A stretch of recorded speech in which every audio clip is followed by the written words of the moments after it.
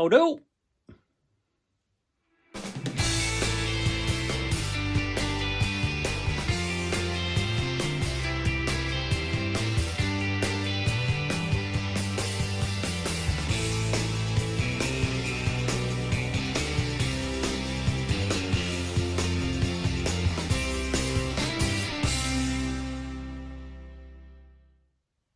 Hi, I'm Chris. Welcome to King Bespoke Creations. Today we've got a pallet project to do. We're going to make a shelf unit like this one. We all have a pallet, don't we? We can get them for free, which is great. Make sure we're getting them ethically though. If they're on skips or somebody's property, make sure you knock on the door first and ask permission before you take them. Good thing about doing that, 9 times out of 10 they go, I've got another 4 around the back, and you get some more. It's great. So let's dive in. Let's see how we make this. A very simple project. Looks really nice. You can zhuzh it up for a bathroom or outside in the garden. Put some hooks on it in different places. Very adaptable, easy to make. Okay, let's dive in. So first of all, we need to split that pallet down into its component parts. Now, depending on what kind of pallet you got and how that's done, sometimes it's easy, sometimes it's not. Sometimes they're built really well. There's lots of people out there that have made very specific pallet splitting tools. I haven't got the time for that, so I go down a more traditional route. I will use one of these guys and one of these guys. And if that doesn't work, well, let's find a bigger one. Now, sometimes you don't want very long planks, so the easiest option is actually just to saw off here and here. That's the easiest way to do it. But when you want longer planks, it does mean you've got to pull off these sections from these sections. Now, when it's only a little thin block like this, I tend to just chop straight down the middle with the axe, and then it comes away quite easily from the nails. Trying to split the plank away from here initially, more often than not, these nails just pull through the wood, which isn't great, and quite often the planks themselves will split and crack, giving us less wood to work with. Whichever way you split your pallet, take care and watch your fingers. So I've decided that our shelf unit is going to be 60 centimeters tall, okay, which is 23.5 inches.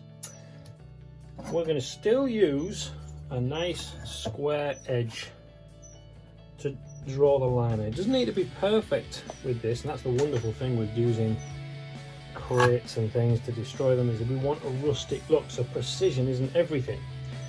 Like I said, use the set square. If you haven't got one of these, most saws have a beautiful 90-degree peri-purpose and a 45 as well, so you can do the same thing with that. You can lie that on there up to where you want it and go down that way. So with that nicely fresh cut edge, we want to curve that off a little bit. We want to make it look like this thing has been built for years, and we're going to use one of these.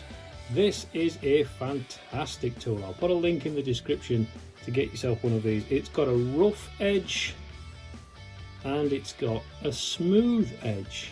Really fine teeth there. I generally find that even the fine side is very quick and effective. Just rounding over the edges. Now, it can be quite extreme with some of these. So both sides, taking that through, and from both ends as well.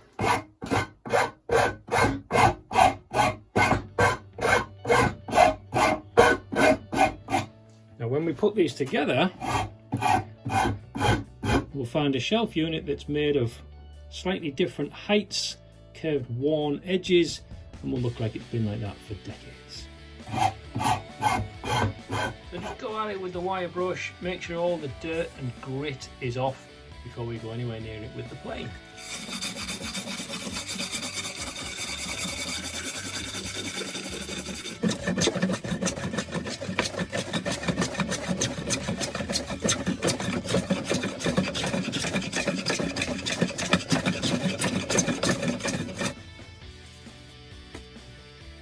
Now, sometimes with the edges, you'll be gifted a beautiful looking edge like this.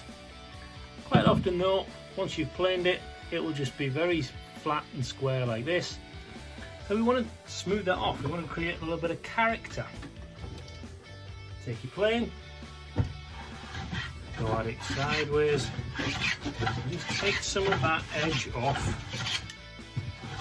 And we go fairly deep. Usually you'd only do 2 or 3 strokes like this, just to take a sharp edge off any piece of wood. We can go a little bit further with this, just to create a bit more character.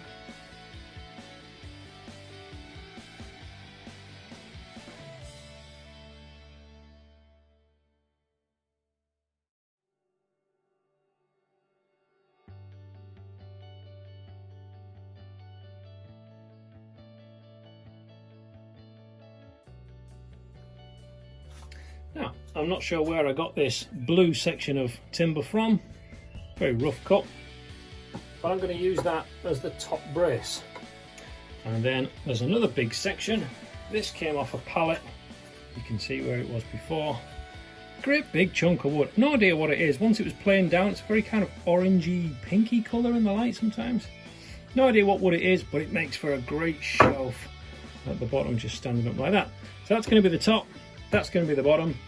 This blue is only surface on there, so I don't really want to go at that with a plane. I will go at it with a wire brush to clean it up, but I think I might just leave it as that.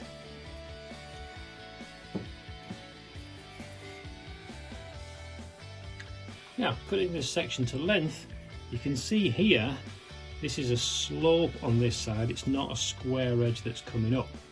So I'm going to cut this off here rather than here.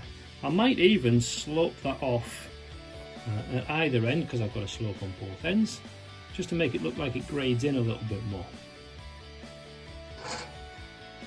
Right, so I've now carefully positioned that blue beam underneath.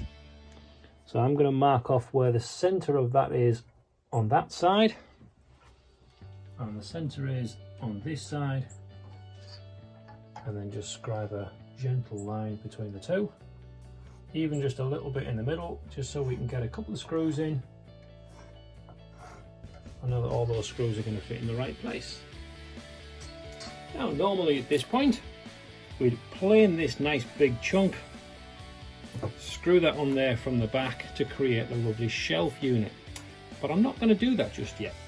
The client who wants this piece wants to paint on the front of here too.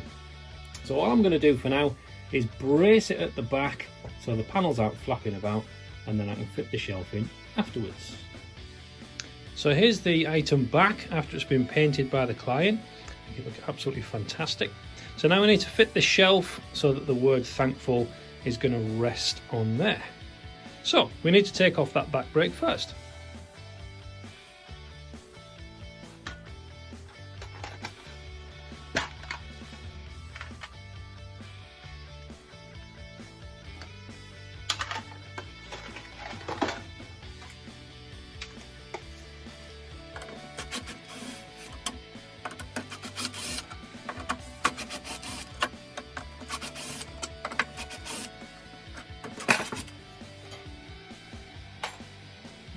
Right, okay, get rid of that.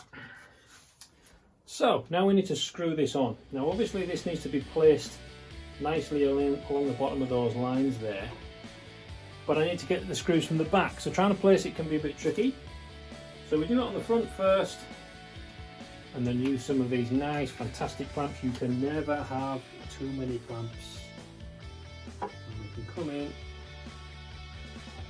just nip that up on one side and then on the other, and then we'll be good to go. We can flip it over, screw them in, happy days. So there we go, a fairly simple project that you can have a go over a weekend. You can make all sorts of things out of pallets, from rough looking stuff which suits the characteristics of the wood, or you can actually shine them up and make really nice decorative coffee tables and all kinds of stuff out of pallets. Really great resource for some wood. If you want more projects, click subscribe, ring that notification so you get to know each time I put a video up, and leave a comment down below. Tell me what you would like to make out of some pallets or anything else. Go sharpen your tools, and we'll see you soon.